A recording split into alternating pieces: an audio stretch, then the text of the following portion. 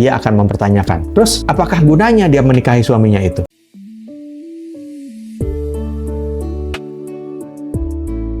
Kita tidak ingin punya keluarga yang berantakan atau pernikahan yang membawa duka. Dan seorang pria sebagai kepala keluarga punya andil yang sangat besar untuk mewujudkan keluarga yang bahagia. Apa aja sih yang dibutuhkan dari pria agar memiliki keluarga yang bahagia? Simak 8 hal penting yang akan dipaparkan berikut ini. Number 1, kemampuan finansial. Kemampuan finansial adalah hal yang sangat vital yang dibutuhkan untuk keluarga yang bahagia. Uang tentu bukan segalanya, tapi kesulitan keuangan bisa membawa dampak yang serius di dalam rumah tangga, juga terhadap masa depan anak. Seorang laki-laki punya tanggung jawab untuk menyediakan kebutuhan hidup keluarganya. Hal ini sangat penting karena uang identik dengan kekuasaan. Barang siapa yang menjadi sumber pendapatan keluarga, ia punya kuasa untuk menentukan keluarganya. Pria yang tidak punya penghasilan yang memadai untuk keluarganya, terutama kalau justru istrinya yang memiliki penghasilan yang memadai, seringkali kehilangan kuasanya sebagai kepala keluarga. Dan ini seringkali menimbulkan berbagai masalah dalam pernikahan dan dalam diri anak-anak mereka. Memiliki kekuatan finansial sebenarnya nggak selalu memiliki uang yang banyak sih. Punya financial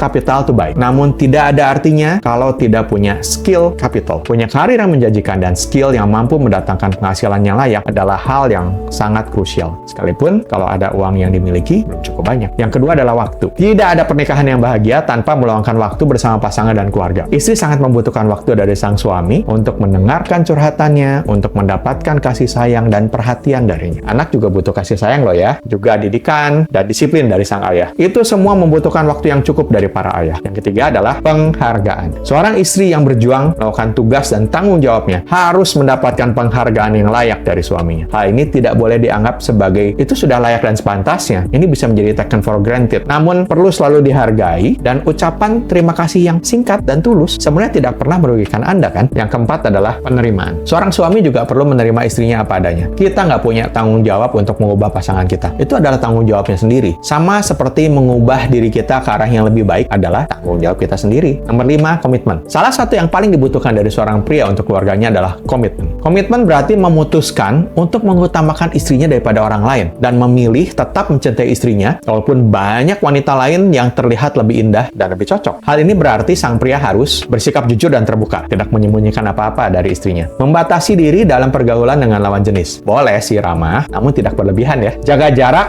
jaga bantuan pada tempatnya. Bantuan yang sifatnya profesional atau sesuai dengan pekerjaan tentu dikerjakan sesuai profesionalitas. Namun bantuan pribadi harus mendapatkan persetujuan dari sang istri. Yang keenam, leadership skill. Seorang pria adalah seorang kepala keluarga. Kegagalan seorang pria menjadi kepala keluarga sering kali membawa kisruh dalam kehidupan rumah tangganya. Hal ini terjadi karena pada umumnya istri membutuhkan pria yang dapat memimpinnya, bijaksana dalam mengambil keputusan, dan seorang yang bisa ia hormati. Tatkala seorang istri tidak mendapatkan kebutuhan finansial yang layak dari suami, tidak juga merasa dipimpin dengan bijaksana. Bahkan, ia tidak merasa mempunyai imam dalam keluarganya. Ia akan mempertanyakan, terus apakah gunanya dia menikahi suaminya itu? Dan salah satu kunci keberhasilan seorang pemimpin adalah kemampuan untuk mendengarkan dan memahami orang-orang yang dipimpinnya. Nomor 7, emotional skill. Bicara mengenai kemampuan mendengarkan. Ini berhubungan dengan kemampuan emosional suami. Kemampuan ini secara khusus yang banyak sekali dibutuhkan dalam pernikahan antara lain kemampuan untuk berempati, kemampuan untuk mengekspresikan emosi negatif dengan sehat, tidak merusak dan tidak menyakiti, kemampuan untuk mengekspresikan kasih sayang pada sang istri, dan menyadari ya bahwa istri sangat memerlukan hal tersebut. 8. Kesediaan untuk terus berubah. Yang terakhir adalah satu hal yang termasuk yang